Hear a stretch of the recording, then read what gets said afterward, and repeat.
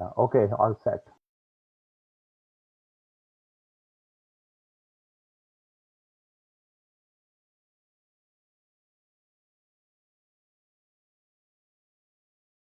Unmute कर दीजिए अपने आप को।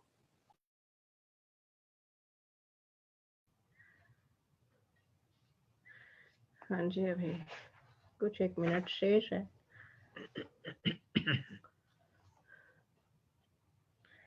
चलिए प्रारंभ करते हैं। नमस्ते। नमस्ते। आप सभी को नमस्ते। गत सप्ताह हमने जाना था कि जब श्री राम, लक्ष्मण और मुनि विश्वामित्र और विश्वामित्र जी के बहुत सारे अन्य आश्रमवासी और ऋषि इत्यादि दशरथ जी के पास पहुंचते हैं, उसका विवरण सुना थोड़ा। जनक जी के पास पहुंचते हैं और फिर जो विशेष प्रसंग था जहां हमने समापन किया था गत सप्ताह का, कि राजा जनक उन्हें बताते हैं कि उनकी एक पुत्री है सीता, जो वीर्य शुल्का है, और उनके पास एक विशेष धनुष है। उन पर जो भी चिल्ला चढ़ा लेगा, यानी प्रत्यंचा चढ़ा लेगा, उसे सीता के साथ विवाह की ऐसी उनकी इच्छा थी। किंतु कई राजा आए और कोई भी उन पर प्रत्यंचा नहीं चढ़ा पाया। और जब वे सब इस तरह से विफल हो गए तो उन सब ने मिलकर जनकपुरी को घेर लिया, बहुत क्रोधित हो गए और राजा जनक ने उन सबको परास्त कर भगा दिया वहां से। तो वह समय बीत चुका है अब, और अब मुनि विश्वामित्र जनक जी के पास हैं और ये दोनों भाई हैं वहां, इनके साथ इनका दल बल है। तो फिर जनक अंत में कहते हैं कि यदि राम उस धनुष पर चिल्ला चढ़ा लेंगे तो मैं अपनी क्षत्राणी पुत्री सीता उन्हें दे दूंगा। आज हम उससे आगे की कथा प्रारंभ करते हैं।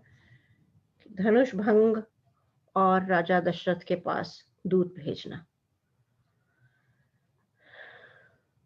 जनकस्य वचः श्रुत्वा विश्वामित्रो महामुनिः धनुर्दर्शय रामाय इति होवाच पार्थिवम्। राजा जनक की बात सुनकर विश्वामित्र जी ने कहा, राजन, वह धनुष श्री राम को भी दिखलाइए। ततः स राजा जनकः सचिवान्व्यादिदेशः धनुरानीयतां दिव्यं गंधमाल्यानुलेपितम्। तब राजा जनक ने मंत्रियों को आदेश दिया कि गंध और पुष्पमालाओं से भूषित धनुष को ले आओ। उन पर वह कोई विशेष प्रकार का धनुष है, उस पर कुछ लेप इत्यादि किए हुए हैं, फूलों से सजाया हुआ है उसे, और सुगंध आ रही है पुष्पों की उसमें से, और वैसा वह धनुष है जिसे वे चाहते हैं कि अब राम को दिखाया जाए। Last time we heard the arrival of Vishwamitra and two princes at Raja Janak and his palace, and then they talked about Janak informed him about a particular special bow, and his daughter Sita would imagine somebody who can lift it and also put an arrow on it. You know, when you lift a bow, you can use two hands, but when you have to pull the string and fix an arrow to aim at something, a target, then the bow is in one hand. So that was the condition. So he said, one who does it, my daughter will marry that prince. And of course, a number of princes came and kings came, but they were not successful. So now we are proceeding further that Raja Janak has shown it, described that bow, and now Vishwamitra says, yes, our prince is particularly Ram would very much like to see it. And then Janak gives an order to his associates that can you please bring that here. तामादाय तु मञ्जुषामायसीं यत्र तद्धनुः सुरोपमं ते जनकमुचूर्णपति मंत्रिणः। जिस पेटी में वह धनुष रखा था उस लोहे की पेटी को लाकर मंत्रियों ने देवतुल्य राजा से कहा, इदं धनुर्वरं राजन् पूजितं सर्वराजभिः मिथिलाधिप राजेंद्र दर्शयैनं यदिच्छसि। देखिए, अभी जैसा मैंने कहा था कि धनुष कोई विशेष धनुष है और कई उसे प्रकार संभाल कर रखा हुआ है। तो इस यहाँ इन पंक्तियों में वाल्मीकि जी ने जो लिखा है उसका आशय यह है कि जिस पेटी में वह धनुष रखा हुआ था उस पेटी को लाकर उन्होंने राजा से जो बात कही उससे पता चलता है कि जनक जो है, जनक एक जैसे वंश का नाम है कि हे मिथिलाधीश्वर राजेंद्र, यह धनुष जिसकी सब जनक राजाओं ने पूजा की है वह उपस्थित है। अब आप जिसे चाहे उसे दिखलाएं। तो वह एक जैसा कि कहा कि कोई एक जैसे कहते हैं कि मेरे पीढ़ी दर पीढ़ी चला आ रहा है ना, बड़ी आपको लगता है कि अरे यह मेरी दादी का था, मेरे दादा का था, यह वस्तु अमुक की है, कई पीढ़ियों से चली आ रही है, एक विशेष वस्तु है, उसे आप बहुत संभाल कर रखते हैं।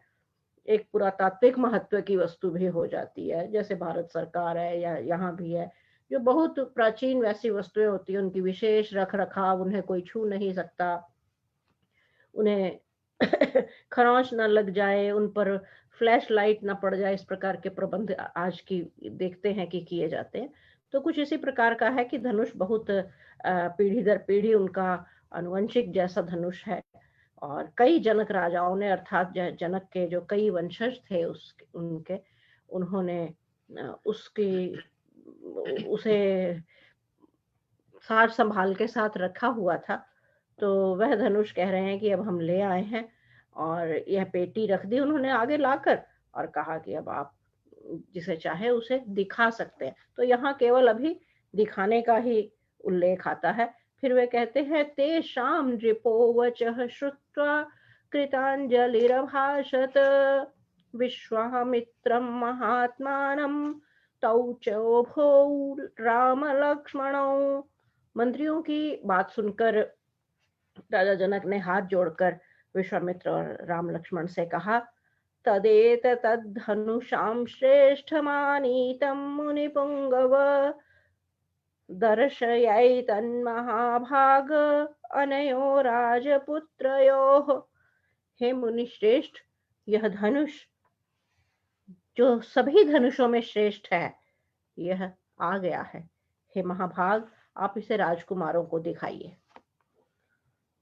Now on receiving the King Janak's order, the associates bring that metallic box of probably of iron, which had safely contained that particular bow, and they addressed to the King Janak, yes, we have brought it.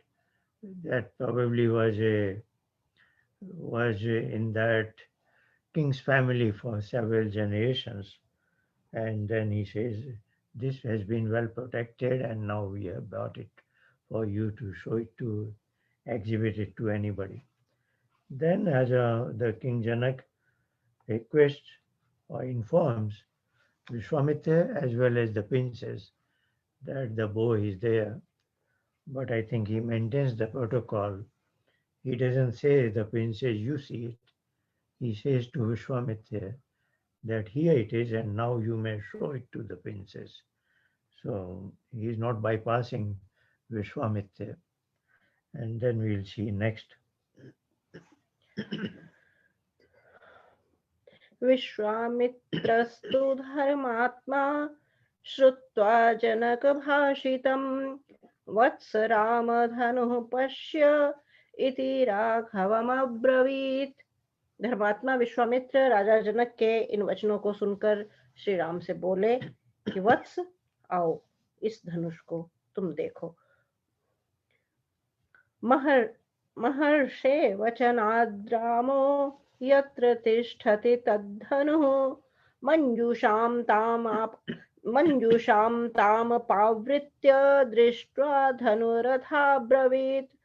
जब विश्वामित्र जी का ऐसा आदेश हुआ, उनके इस आदेश को सुनने के पश्चात राम ने उस पेटी को, पेटी हिंदी में भी हम सुनते हैं, मंजूषा शब्द संस्कृत का है, तो मंजूषा केवल, लेकिन हिंदी में क्या है कि कुछ एक जिन साहित्यकारों ने मंजूषा का प्रयोग किया, वे एक छोटी, जैसे लेखनी इत्यादि पुस्तक रखने के समान छोटी, उसे ही मंजूषा के रूप में इस शब्द का प्रयोग किया। लेकिन बड़ी से बड़ी आकार प्रकार की, जिसमें इतना भारी और विशेष धनुष रखा हुआ है, वह भी जिसमें रखा है वह भी मंजूषा है।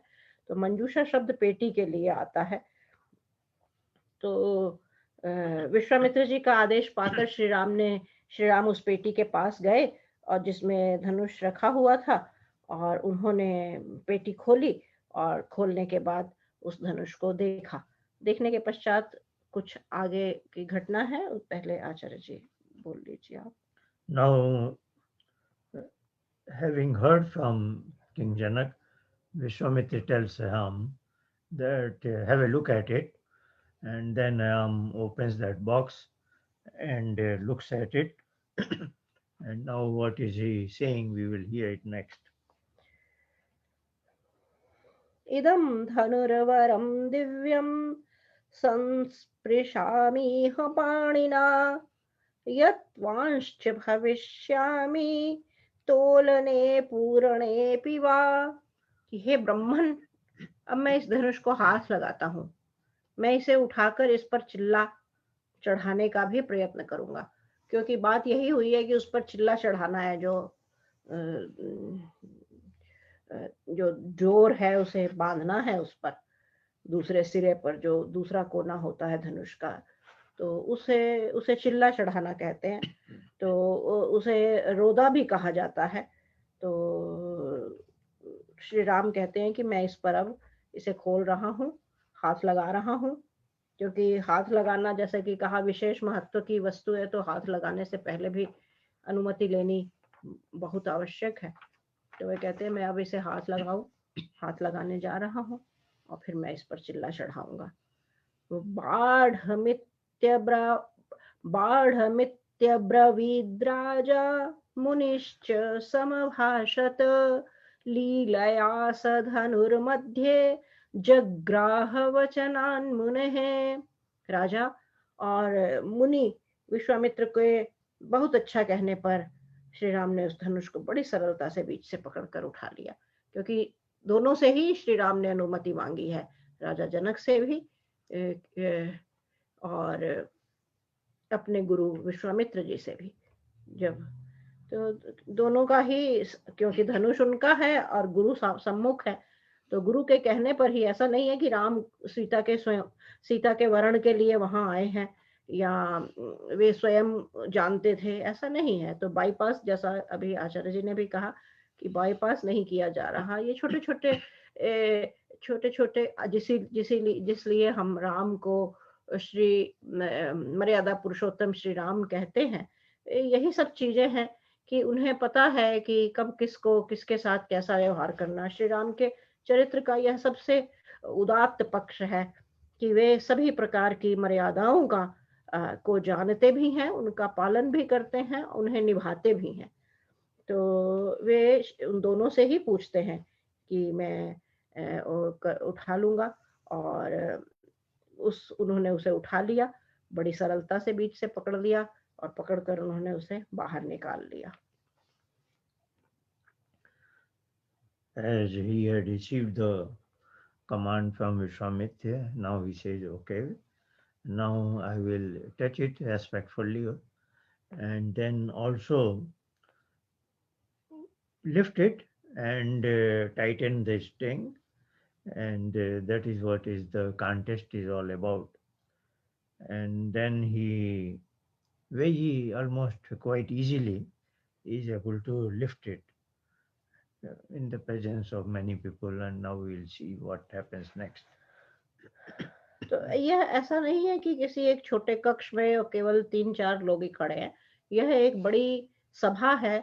उस सभा में राजा जनक के सभी मंत्री, विद्वान, सन्यासी और विश्वामित्र जी के साथ जो ऋषि मुनि इत्यादि गए थे वे लोग भी हैं, और जनता जिसे कहना चाहिए वहाँ के समाज के बड़े गणमान्य, क्योंकि विश्वामित्र जी आए हैं इतना बड़ा। ऐसा नहीं है कि बहुत सारे राजा आए हुए हैं, ऐसा कोई वर्णन वाल्मीकि रामायण में हमें नहीं मिलता कि सीता का कोई स्वयंवर हुआ था और सीता ने कोई शर्त रखी थी। यहाँ आपने पिछले सर्ग में आपने देखा था कि जनक ने स्वयं कहा कि मेरी पुत्री वीर्य शुल्का है। तो राजा जनक ने यह निर्धारित किया था कि मैं अपनी पुत्री ऐसे किसी व्यक्ति को दूंगा जो बल में ऐसा ऐसा ऐसा ऐसा अमुक अमुक हो। और फिर जनक ने उनके साथ उनका युद्ध भी हुआ। उन्होंने बताया कि वे इकट्ठे हो गए और युद्ध हुआ और मैंने सबको पराजित कर भगा दिया, और मैं अपनी पुत्री, मेरी पुत्री सीता जो है, जो योगिनी के गर्भ से, योगिनी राजा जनक की पत्नी का नाम है, तो राजा जनक कहते हैं जो मेरे और योगिनी के गर्भ से संयोग से उत्पन्न हुई है, वह बेटी सीता किसी ऐसे को ही मैं प्रदान करना चाहता हूँ। यहाँ 2-3 बार पिछली बार प्रदान करने की बात आई है। तो अंतिम जो श्लोक था पिछले सर्ग का, उसमें भी यही था, यदस्य धनुषो रामः कुर्यादरोपणं मुने सुतामयो निजाम सीताम दद्याम दाशरथे हम, कि यदि राम इस धनुष पर चिल्ला चढ़ा देंगे तो मैं कर्मणा क्षत्राणी अपनी पुत्री सीता उन्हें दे दूंगा, प्रदान कर दूंगा। तो ऐसा नहीं है कि उस समय जब श्री राम ने ऐसा धनुष उठाया है और बहुत सारे राजा, कोई स्वयंवर आयोजित हो रहा है और सब राजा बारी बारी से, जैसा कि हम रामलीलाओं इत्यादि में देखते हैं और हमारे मन में ऐसी छवि बनी हुई होती है। ऐसा नहीं है कि सब कोई एक हॉल में सब राजा बैठे हैं और बारी बारी से आ रहे हैं। ऐसा एक दिन नहीं, कुछ एक वर्षों के अंतराल में हुआ है। और अब श्री राम और लक्ष्मण वहां पहुंचते हैं। श्री राम बड़े भाई हैं, स्वाभाविक है। विश्वामित्र जी ने पहले श्री राम को ही उस धनुष को देखने और उस देखने की अनुमति दी, और राजा जनक कह चुके हैं कि यदि श्री राम ने उठा लिया तो एक प्रकार से पिता के मन में भी यही था कि श्री राम की जो कीर्ति है, तब तक थोड़ी, जैसे उन्होंने विश्वामित्र जी के साथ सिद्धवन से पर जाते समय शिक्षा ली है, राजा दशरथ हैं, चक्रवर्ती सम्राट हैं, और जो उन्होंने बल और शत्रुओं का संहार किया है, तो यह बात तो सब फैल चुकी है। और विश्वामित्र जब वहां हैं तो विश्वामित्र जी ने भी राजा जनक को ये सब प्रसंग सुनाए हैं कि वे कैसे आए हैं, क्या हुआ है, क्यों राजा जनक से वे, राजा दशरथ से वे क्यों इन दोनों भाइयों को अपने साथ कब लिया उन्होंने, कितने वर्ष से ये हैं, तो यह सारी विवरण वे राजा जनक को दे चुके हैं। तो इन सबको जानने के बाद राजा दशरथ को मन ही मन वे ऐसा सोचते हैं और फिर इसे स्पष्ट कहते हैं। तो राजा दशरथ मूलतः अपने मन में मान चुके थे कि श्री राम ऐसा संभव कर दिखाएंगे, और इसलिए वे कहते हैं यदि श्री राम ऐसा कर देंगे तो मैं अपनी पुत्री उन्हें दे दूंगा। और तो जब धनुष पर प्रत्यंचा चढ़ाते हैं वे, उस पर चिल्ला चढ़ाना जिसे कहा जाता है, रोदा चढ़ाना, तो उन्होंने बिना कोई बड़ी आसानी से जब उन्होंने अनुमति दी विश्वामित्र जी ने और राजा जनक ने श्री राम को, तो उन्होंने ऐसे हाथ एक भीतर किया, क्योंकि मंजूषा जो पेटी है, पेटी के भीतर वह धनुष रखा हुआ, उन्होंने हाथ उस पेटी के भीतर किया और बड़ी सरलता से उस धनुष को बाहर बीच से पकड़ा। बीच में आपने देखा होगा धनुष की बनावट जो हम चित्रों इत्यादि में देखते हैं, जो वैसे विशेष धनुष होते थे, तो बीच में एक पकड़ने का एक गहरा स्थान होता है जहां से उसे पकड़ा जाता है ताकि संतुलन बना रहता है उससे। तो वह वहां से उन्होंने उसे पकड़ा और बड़ी सरलता से बाहर निकाला। और फिर वे कहते हैं पश्यताम सहस्राणाम बहूनाम रघुनंदन आरोपयत सुधर्मात्मा सलीलमेव तद्धनु, कि सहस्रों मनुष्यों के समक्ष श्री राम ने बिना प्रयास ही उस पर रोदा चढ़ा दिया। ऐसा नहीं है कि कोई जिसे कहना चाहिए कि कोई बड़ा जूझ रहे थे, कष्ट या स्ट्रगल कर रहे हैं और चढ़ाने के लिए उन्हें कोई विशेष प्रयत्न करना पड़ा। बड़ी सरलता और सहजता के साथ राम ने उस धनुष के ऊपर चिल्ला चढ़ा दिया। It is of course King Janak's assembly, and large number of people are spectators witnessing this event, and now they see that Ram has almost effortlessly lifted it and is also able to tighten the rope, which was the condition of the contest. आरोपयित्वा धर्मात्मा पूर्यामास वीर्यवान् तद्बभञ्ज धनुर्मध्ये नरश्रेष्ठो महायशः।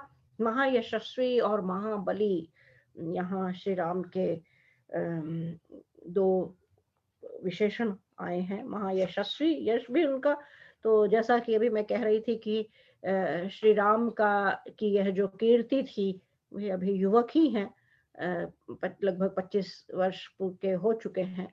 तो उनकी कीर्ति यहाँ तक, क्योंकि विश्वामित्र जी और ऋषि मुनियों के साथ उनकी कीर्ति दशरथ तक आ चुकी है, तो इसलिए यशस्वी, यश उनका आ चुका है, जिसकी कीर्ति फैल चुकी है, यानी वह यशस्वी है, उसका यश फैल चुका है।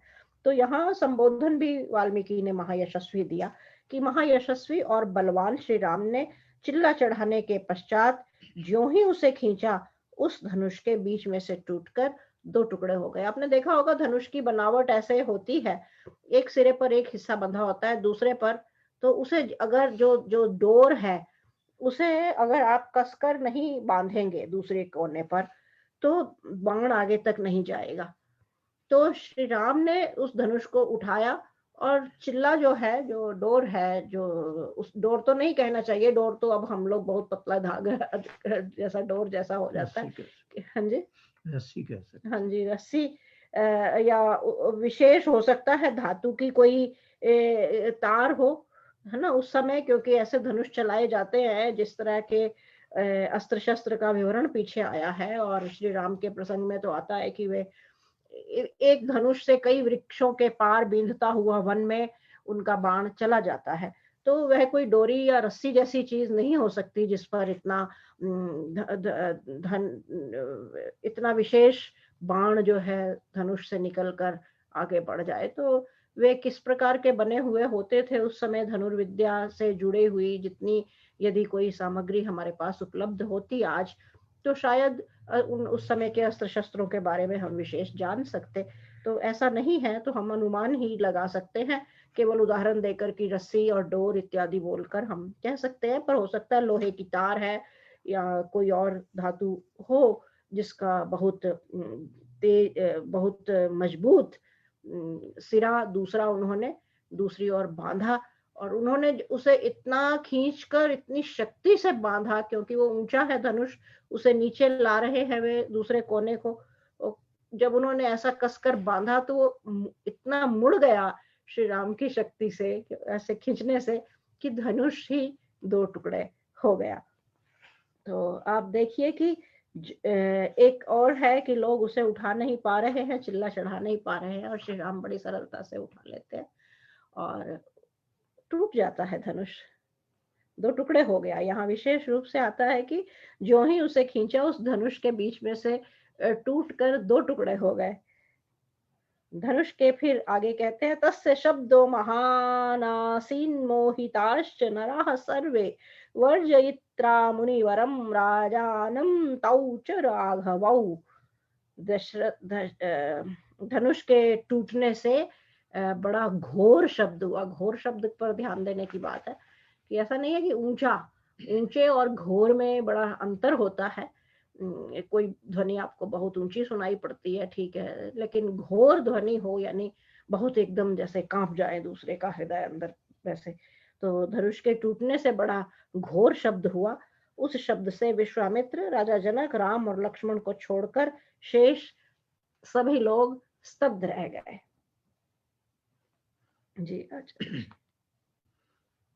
Now as he lifted it and he was trying to tighten the rope in, it got broken into two pieces, probably from the central part, and that brought in a sound, a very intense sound.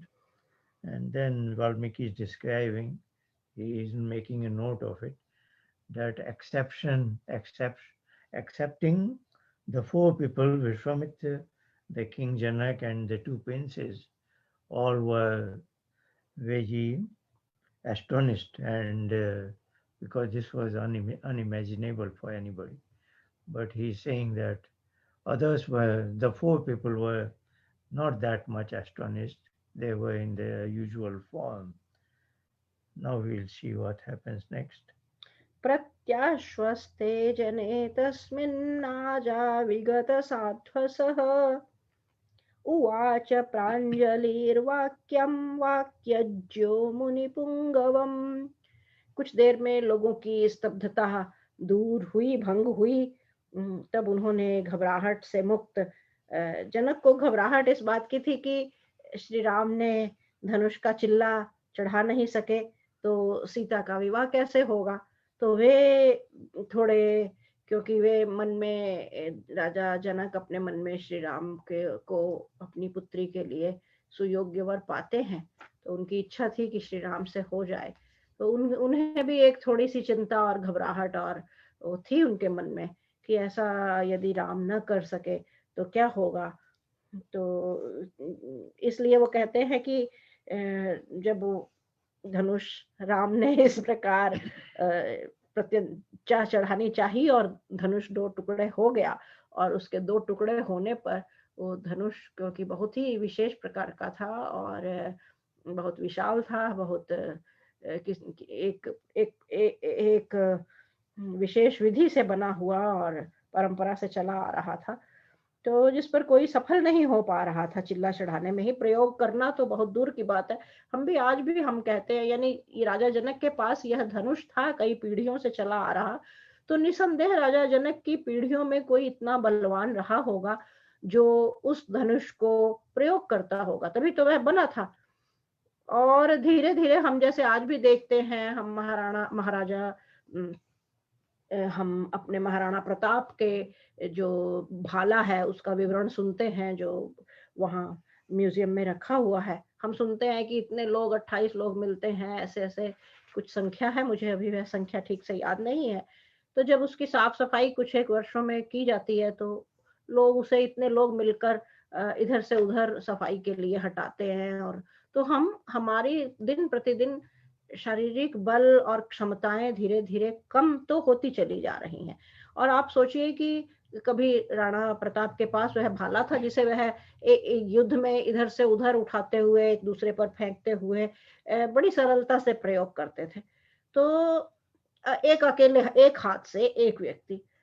तो इसी प्रकार इस धनुष का भी आप देखिए कि कभी इतने बलवान, इतने शक्तिशाली और ऐसे समर्थ व्यक्ति उनके वंश में रहे थे कि उनका यह धनुष था जो उनके परिवार में, राजा जनक के परिवार में किसी पूर्वज का, जो उनके पास रखा हुआ था, और वह धनुष कोई उसे उठा भी नहीं सकता, उस पर चिल्ला भी नहीं चढ़ा पा रहा था। उस धनुष को प्रयोग करना तो बहुत दूर की बात है। और जब श्री राम वहां आए हैं तब उनका बल उतना उनके समकक्ष समतुल्य था कि वह धनुष, क्योंकि पुराना तो बहुत सालों से पड़ा ही हुआ था, लेकिन उस पर कोई दूसरे तो उसे छू भी नहीं पा रहे थे, हिला भी नहीं पा रहे। श्री राम बड़ी सरलता से निकालते हैं और छू लेते हैं, और फिर उस पर चिल्ला चढ़ाने की प्रक्रिया में वह टूट जाता है। तो आपने देखा कि श्री राम बल में कितने सक्षम है, जैसा बल कुछ पीढ़ी पूर्वजों का, कुछ पीढ़ी पहले का था, उस बल का वे प्रदर्शन करते हैं। और राजा जनक इसलिए चिंतित हैं, घबराए हुए हैं कि ऐसा न हुआ तो मैं अपनी पुत्री का कैसे करूंगा विवाह।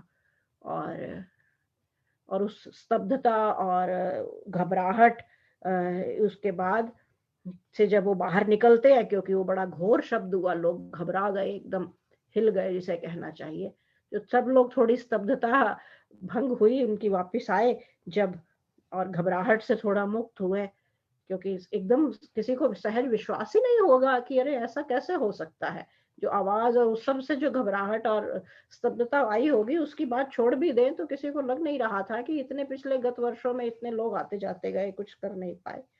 तो इन सब से जब वे राजा बाहर आए, वे लोग, तो राजा जनक ने तब विश्वामित्र जी के समक्ष हाथों को जोड़ा और कहा कि भगवन दृष्ट वीर्यो में रामो दशरथात्मजः अत्यब अत्यद्भुतम चिंत्यम च अतर्कितम इदम मया, कि हे भगवान, मैंने दशरथ पुत्र श्री राम का पराक्रम आज अपनी आंखों से देख लिया है ना। और क्योंकि अभी तक तो उन्होंने सुना ही था विश्वामित्र जी से कि इतने राक्षसों को इन्होंने मारा और ऐसे ऐसे इतनी शस्त्र विद्या प्राप्त की। तो अब वे कहते हैं कि आज मैंने अपनी आंखों से देख भी लिया है, इनका पराक्रम अत्यद्भुत, यानी अद्भुत के आगे भी अति शब्द का प्रयोग है, अत्यद्भुत, और कल्पना और तर्क से परे है, यानी कोई कल्पना ही नहीं कर सकता कोई। और फिर कल्पना और तर्क से परे, एक तो यह है कि कोई कल्पना नहीं कर सकता, और दूसरा तर्क से परे की बात यह है कि कोई कहे कि ऐसा हो सकता है, दूसरा कहे नहीं नहीं, मनुष्यों में ऐसा संभव नहीं, क्योंकि उस समय उस युग में ऐसा संभव नहीं था किसी में कि कोई इतना बलशाली होगा। इसलिए कोई तर्क करके तर्क में पढ़ सकता है कि नहीं अभी होता नहीं है, तो कहते हैं नहीं, जितने भी कोई तर्क करके लाए, यह सब उन तर्कों से भी परे की चीज है। श्री राम इतने बलशाली हैं और आज मैंने प्रत्यक्ष अपनी आंखों से उन्हें देखा है। फिर वे कहते हैं, जनका नाम कुले कीर्ति मां हरिष्यति में सुता, सीता भरतार मां साध्य रामम दशरथात्मजम। तो कहते हैं कि मेरी पुत्री जो सीता है, मेरी और योगिनी की पुत्री सीता, वह दशरथ नंदन श्री राम को पति रूप में प्राप्त करने कर मेरे देश की कीर्ति को फैलाएगी।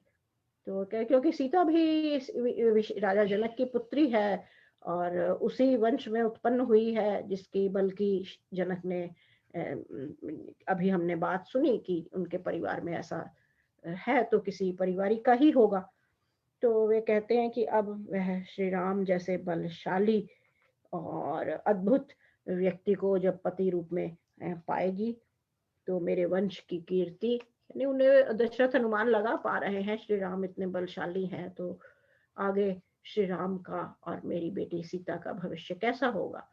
तो वे कहते हैं कि इतना ऐसे राजा का बल फैलेगा और आगे आगे वह उसे कीर्ति उनकी बढ़ जाएगी। फिर कहते हैं, मम सत्या प्रतिज्ञा च वीर्य शुल्के कौशिक, सीता प्राणैर्बहुमता देया रामाय मे सुता।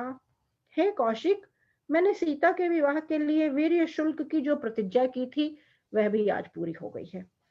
तो अब मैं प्राणों से बढ़कर अपनी प्रिय सीता को श्री राम को दे दूंगा। जी आचार्य जी। Now, Valmiki is describing the mental state of King Janak. Though he was not astonished with the breakup of that bow, he was anxious because so many princes were unable. And now Valmiki says there was a sense of relief in his mind that yes, finally he can get his daughter married to somebody. And then Janak requests Vishwamitra, because again the conversation is between Janak and Vishwamitra. Vishwamitra is being treated as not only teacher as well as his guardian of Ram. So he says that I have seen the strength and valor of Ram, and he uses two words. This is unimaginable and also beyond reason and logic and rationality. This is a very strong way to describe it. Something beyond rationality, beyond. His word is atarkitam. And then he says, now I am happy to say that I can marry my daughter Sita with Sri Ram as her husband, and this union will be good for both the families and lineage. And he is very happy to say that I had taken this vow that Sita should marry only one who is succeeding in this contest, and I am so happy that this thing has happened accordingly. And I am very happy to say or propose that my daughter Sita should wed with Ram. Now he continues further, we will see that. फिर वे कहते हैं भवतो अनुमते ब्रह्मन् शीघ्रं गच्छतु मंत्रिणः मम कौशिक भद्रम ते अयोध्याम त्वरितारथई। क्योंकि देखिए कि जनक ने अभी कहा कि जो मैंने वीर्य शुल्का सीता जी के लिए, कि वीर्य शुल्का अर्थात जो ऐसा बल का प्रदर्शन कर देगा, है ना, जैसा बलशाली होगा, कि वैसा बल दिखाने के पश्चात ही मैं अपनी पुत्री उन्हें दूंगा। तो श्री राम ने ऐसा बल प्रदर्शित कर भी दिया, और श्री राम के ऐसा बल प्रदर्शित करने से पूर्व उनकी कीर्ति और उनके जो घटनाएं उनके साथ घटी हैं, उन्हें सुनकर जनक उन्हें अपनी पुत्री के लिए सुयोग्य वर मान चुके थे। इसलिए उन्होंने विश्वामित्र जी से कहा कि आप इन्हें यदि ऐसा कर देंगे तो मैं अपनी पुत्री इन्हें देना चाहता हूँ। लेकिन ऐसा नहीं था कि कोई वे विवाह की तैयारी करके बैठे थे या कोई परिवार सम्मुख है। उन्होंने सभी यह सारा संवाद जो है मुनि विश्वामित्र और राजा जनक के मध्य चल रहा है, और श्री राम भी अभी इस पूरे विवरण से, इस पूरी बात से परिचित नहीं है। उन्होंने तो जब विश्वामित्र जी ने उन्हें कहा कि हाँ इसे उठाइए, वे उनकी अनुमति से उस धनुष को उठाते हैं, चिल्ला चढ़ाते हैं और धनुष टूट जाता है। उनके लिए अभी घटना इतनी ही है। तो अब जब धनुष टूट गया है और स्तब्धता से वे बाहर आए हैं और उन्हें कल्पना नहीं थी, उन्हें लगा कि अरे यह तो घट गया, ऐसा हो गया। तो अब इस सारे उसके बाद उन्होंने तब कहा, श्री राम के सम्मुख ही विश्वामित्र जी से कहा कि हाँ अब मैंने इनका बल देख लिया है, और अब वे पहली बार कहते हैं कि मेरी बेटी सीता जो है, इनके साथ विवाह हो गया तो मेरे वंश की कीर्ति सदा सदा के लिए अमर हो जाएगी। मैं अपनी पुत्री देना चाहता हूँ, लेकिन इसके लिए कोई अब विवाह होना है तो उसमें तो समय लगेगा, क्योंकि दशरथ का परिवार, श्री राम का परिवार, उनके पिता राजा दशरथ, माताएं, भाई बंधु सब वे वही हैं, तो उन्हें निमंत्रण भेजा जाना है। तो वे उस निमंत्रण को भेजने से पहले भी राजा जनक, देखिए कि दो राजकुल जो इतने बड़े बड़े हैं, राजा जनक का अभी हमने विवरण पढ़ा, राजा जनक का, हम राजा दशरथ का हम सुनते आए हैं प्रारंभ से, इतने बड़े बड़े दो कुल हैं, लेकिन अब निमंत्रण देने के लिए भी उन्हें बुलावा भेजना है। लेकिन उस बुलावा भेजने से पहले विश्वामित्र जी की अनुमति ली जाती है।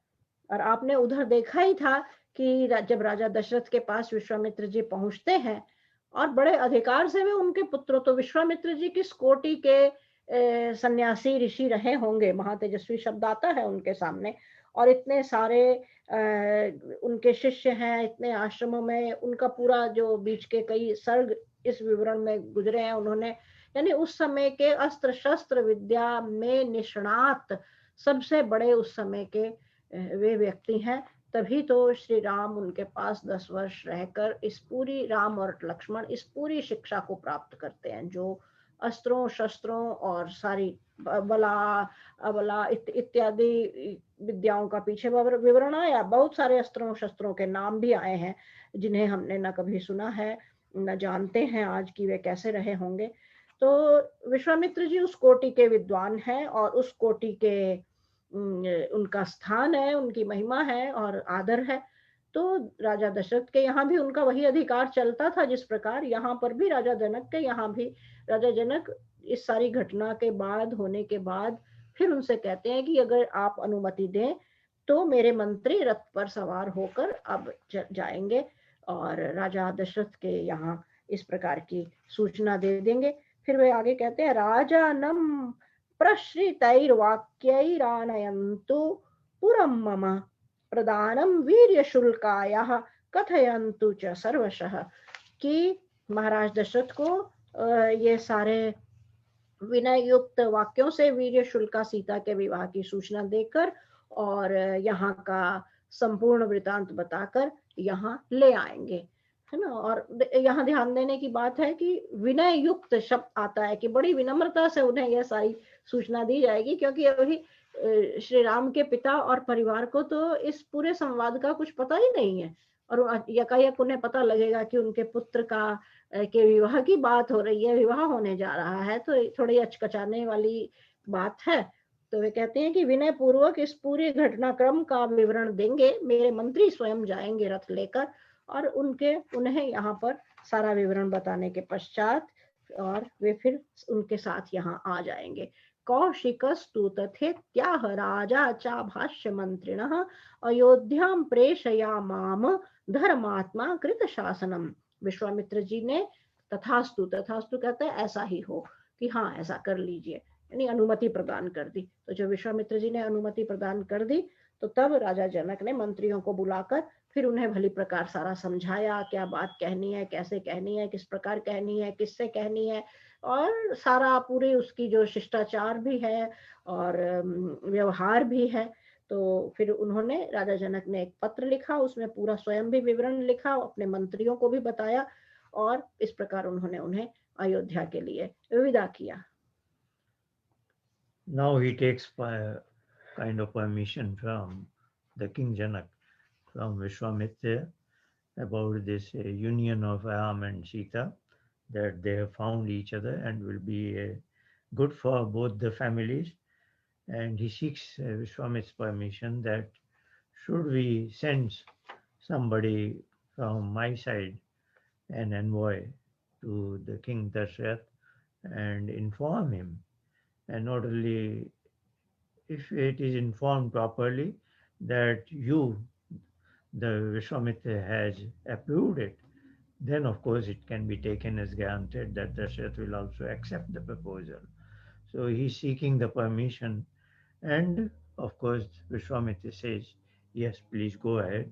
And then he calls his associates, who will be appointed as valid envoy, and instructs him how and what to speak to the King Dashrath as his representative.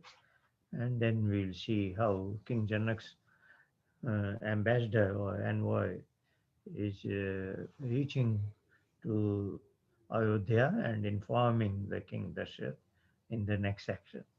जी, तो अब अगले सर्ग को हम प्रारंभ करते हैं, जिसमें हम यह भी जानेंगे कि किस प्रकार मंत्री और इत्यादि राजा जनक का संदेश लेकर राजा दशरथ के पास आते हैं, और फिर राजा दशरथ किस प्रकार तैयारियां इत्यादि उनके लिए कर रहे हैं श्री राम के विवाह जो राजा जनक के यहाँ होने वाला, आयोजित हो रहा है, वहां पर जाने के लिए।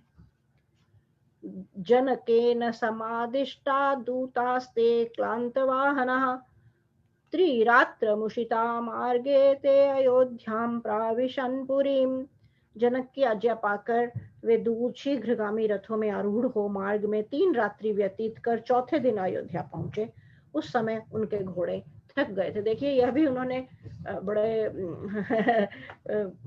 बड़ी रोचक हमें लग सकता है कि वे रथों पर चढ़े और राजा दशरथ के यहाँ से, राजा जनक के वहाँ का जो, यहाँ जनक के यहाँ से दशरथ का जो ज्योग्राफिकल दूरी है, उसमें उन्होंने बताया कि 3 दिन उन्हें 3 रातें लगी और चौथे दिन अयोध्या वे पहुंचे। और उनके लगातार वे निरंतर चलते रहे, इसलिए उन्होंने कहा उनके घोड़े पूरे थक गए थे, निरंतर वे चलते रहे। और उनके राजा जनक ने उन्हें अनुमति दी।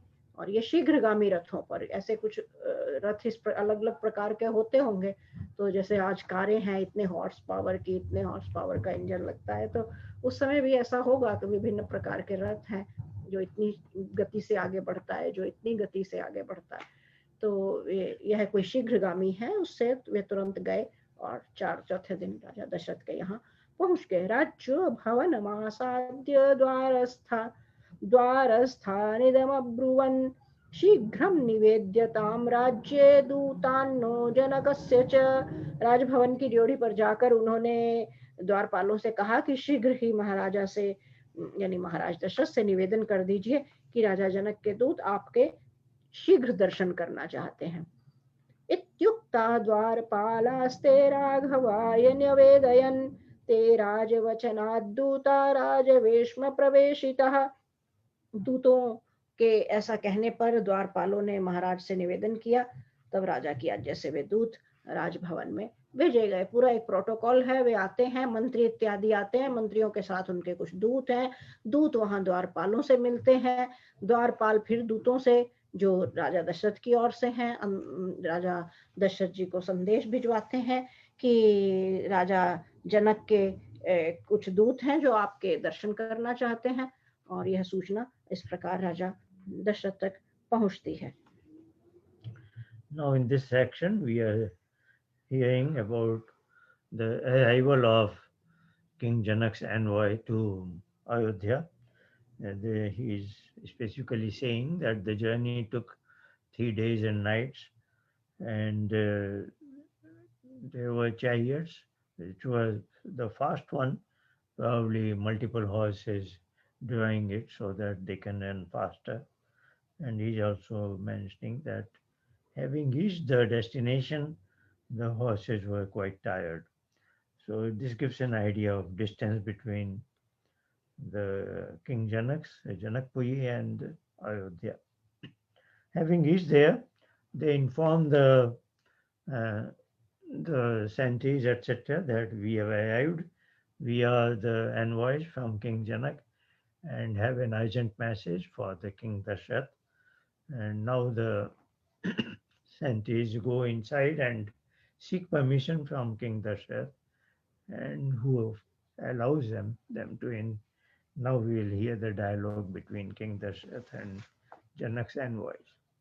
तो जब उन्हें राजा दशरथ को यह सूचना मिली कि राजा जनक के यहाँ से कुछ दूत आए हैं, तब राजा दशरथ ने उन्हें आज्ञा दी कि उन दूतों को राजभवन में भेज दिया जाए। और फिर आगे ददृशूर देव संकाशम वृद्धम दशरथम नृपम बद्धांजलि पुटाः सर्वे दूता विगत साध्वसः राजानं प्रयता वाक्यम अब्रुवन् मधुराक्षरम कुशलम चाव्ययम चैव सोपाध्याय पुरोहितम मुहुर्मुहुर्मुधरया स्नेह संयुक्तया गिरा जनकस्त्वां महाराज पृच्छते सपुरः सरम पृष्ट्वा कुशलमव्यग्रं वैदेहो मिथिलाधिपः कौशिकानुमते वाक्यं भवन्तमिदमब्रवीत्। वहां देवोपम, देवोपम यानी जिसकी उपमा देवताओं के तुल्य है ना, देवताओं के सदृश। तो देवताओं के सदृश वृद्ध महाराज दशरथ के दर्शन कर, अभी देखिए पहली बार उनके साथ इस तरह का आया है वृद्ध महाराज, क्योंकि 10 से अधिक कुछ वर्ष बीत चुके हैं, 10, साढ़े 10, सवा 10 कुछ वर्ष बीत चुके हैं जब पिछली बार राजा दशरथ के विषय में मुनि ऋषि वाल्मीकि ने लिखा है। तो उस अवधि के राजा दशरथ अलग थे, आज राजा दशरथ अलग हैं। तो थोड़ा सा खाका खींच रहे हैं ऋषि वाल्मीकि राजा दशरथ का, कि जैसे देवताओं के तुल्य जो राजा दशरथ हैं वे वृद्ध हो चुके हैं, उनके दर्शन कर उनके सौजन्य यानी सज्जनता, तो उनकी जो सज्जनता है उसको देखकर उन्होंने निर्भय हो हाथ जोड़कर बड़ी नम्रता से ये मधुर वचन कहे, क्योंकि दूत अब भीतर आ चुके हैं।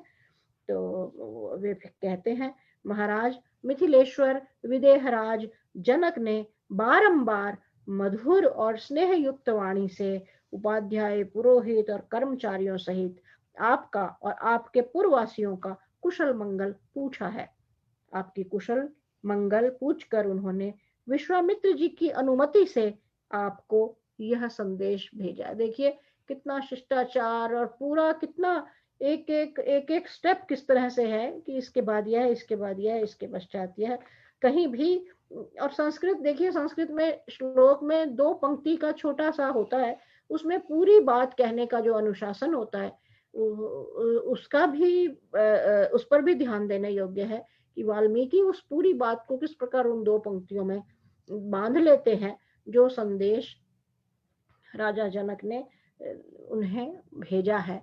और वह केवल लिखित संदेश की बात नहीं है, यानी कुल मिलाकर इस तरह की बातचीत उनके साथ होती है कि वे कहते हैं, और कि फिर संदेश का आगे विवरण क्या है, क्या संदेश भेजा है। वे कहते हैं, पूर्वम प्रतिज्ञा विदिता वीर्य शुल्का ममात्मजा सेयं मम सुता राजन् विश्वामित्र पुरहि सरई यदृच्छया गतैर्वीर वीरैर्निजिता तव पुत्रकै अस्मै देया मया सीता वीर्य शुल्का महात्मने। क्योंकि अब संदेश राजा जनक का है, तो राजा जनक के शब्द हैं कि यह तो आपको ज्ञात ही है कि मेरी कन्या वीर्य शुल्का है। मेरी उस कन्या को मेरे सौभाग्य से विश्वामित्र के साथ आकर आपके पुत्र ने जीत लिया है। अतः मैं अपनी वीर्य शुल्का पुत्री सीता का विवाह राम के साथ करना चाहता हूँ।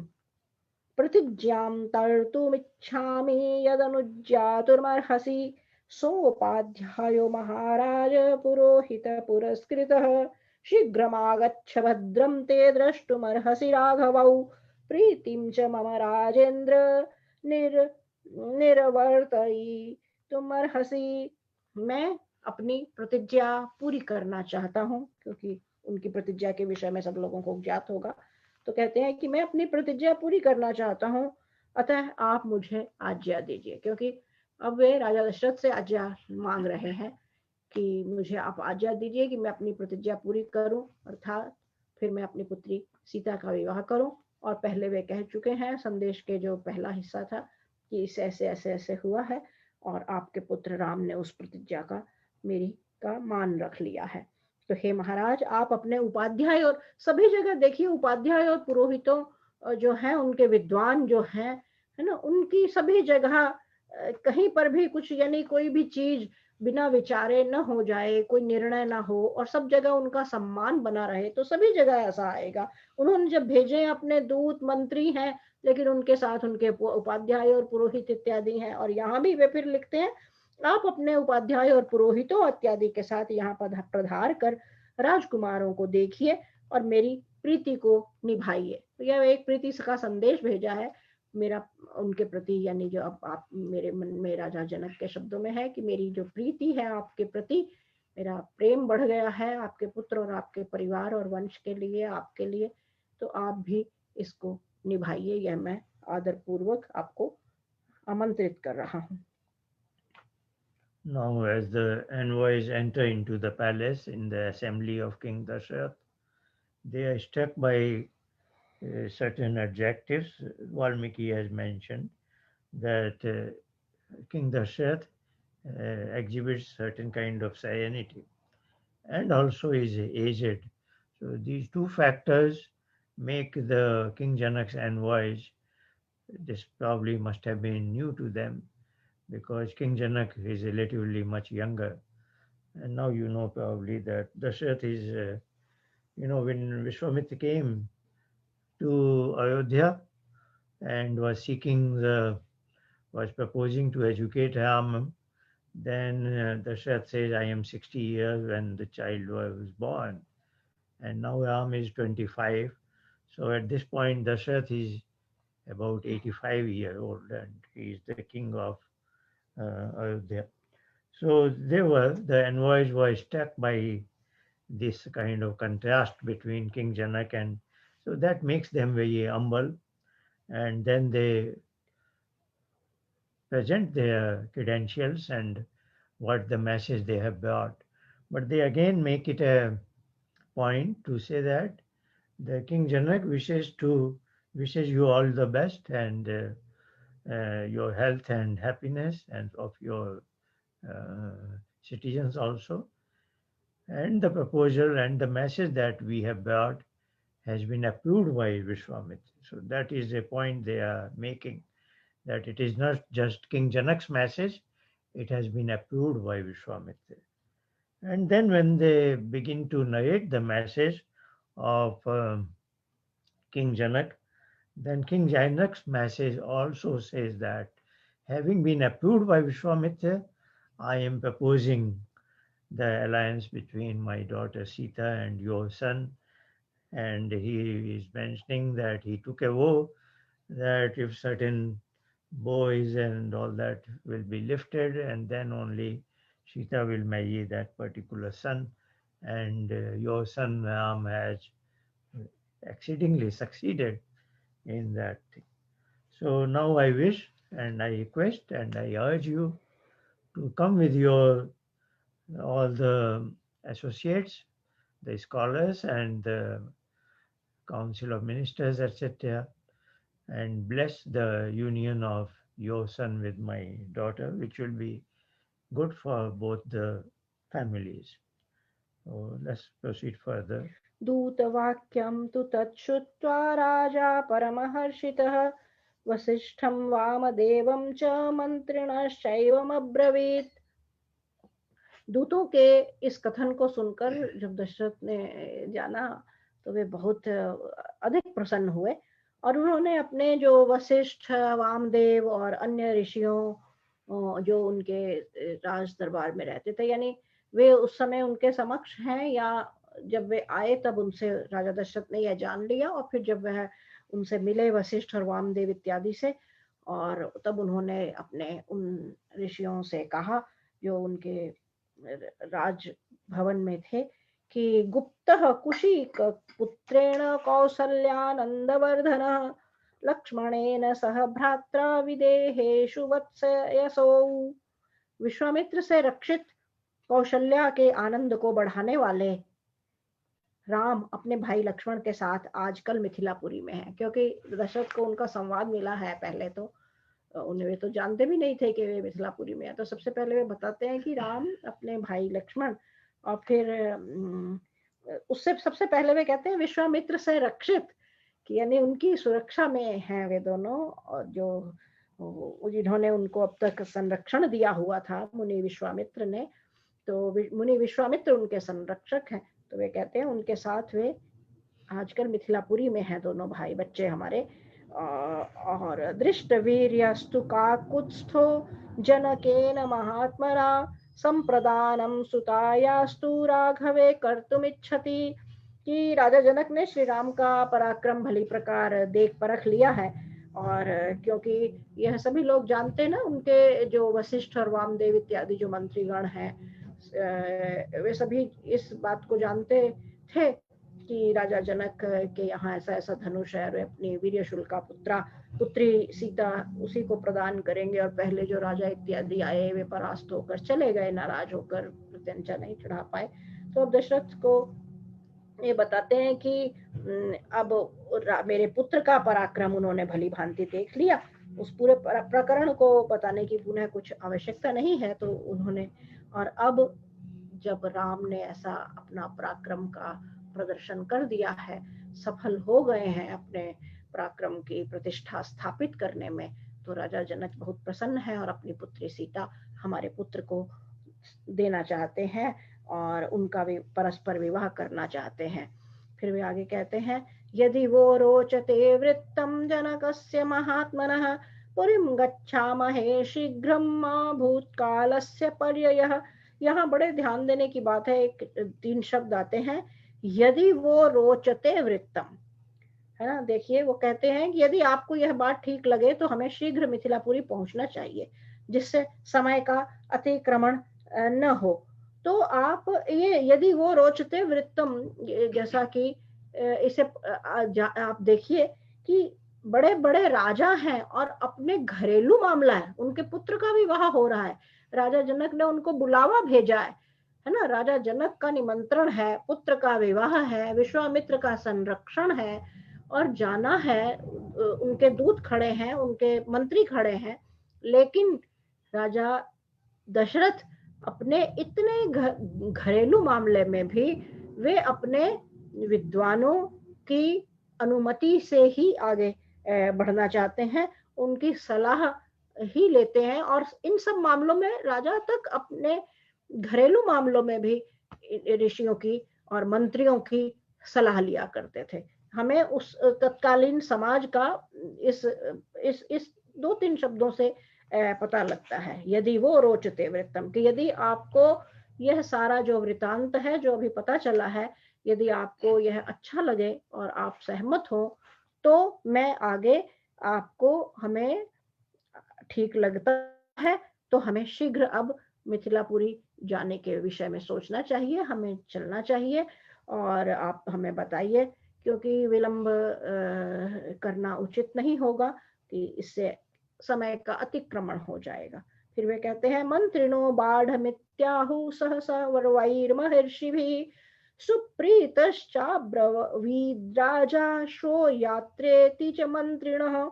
महाराज का यह वचन सुनने के पश्चात मंत्रियों और ऋषियों ने कहा कि हाँ हाँ, यह तो बहुत अच्छी बात है, क्योंकि राजा दशरथ ने उनसे अनुमति ली है, उनसे पूछा है और कहा है कि वे अपना मत दें इसमें, तभी वे आगे बढ़ेंगे। तो तब उन्होंने परस्पर, मंत्रियों ने और ऋषियों ने कहा कि हाँ, यह तो अच्छी बात है, हम बहुत प्रसन्न हैं, तो हम यहाँ से कल चलेंगे। अब मंत्रिणस्तु नरेन्द्रेण रात्रिं परमत्सत्कृताः उषुः मुदितः सर्वैः गुणैः सर्वैः समन्वितः।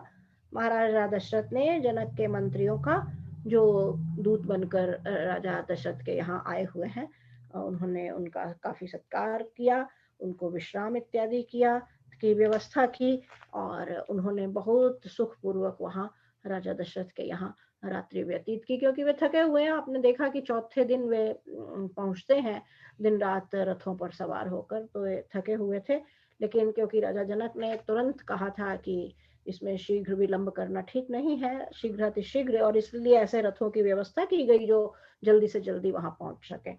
तो फिर उन्होंने ऐसा सारा संपन्न करने के पश्चात वहां सुखपूर्वक समय व्यतीत किया, रात्रि व्यतीत की। We had heard that the envoys from King Janak delivered the message to the King Dashrath, and now King Dashrath addresses to his council of ministers and other scholars that this is what has happened. Both the princes who were under the protection of Vishwamitra for education purpose are now in Mithilapuri in King Janak's assembly, and such event has happened that the contest has been succeeded by Ram, and there is a proposal of wedding from King Janak for Sita to wed Ram, and the King Janak and Sita must have checked all the credentials of Sri Ram. And what is your view? He is asking the view of his own scholars and rishis, etc., though it is a family affair. And then he says that if you are also ready to accept this proposal, then let us proceed further. And then his ministers respond that yes, this is a very good proposal, and now the King Dashrath gives an order that let us not spend extra time, and we will travel tomorrow morning. And now the envoys of King Janak get the hospitality for one night, and they enjoy the hospitality. They are also tired. And now we will hear the departure of King Dashrath and his team from Ayodhya to Mithilapuri when we meet next time. Thank you very much for your. अगले सप्ताह हम लोग राजा जनक द्वारा दशरथ के आतिथ्य का वर्णन और फिर इक्ष्वाकु वंश का कथन यह सब सुनेंगे। वे लोग राजा जनक के यहाँ पहुंच जाते हैं और कथा आगे बढ़ती है, आगे क्या होता है उसको जानेंगे, सुनेंगे और लाभ लेंगे उससे।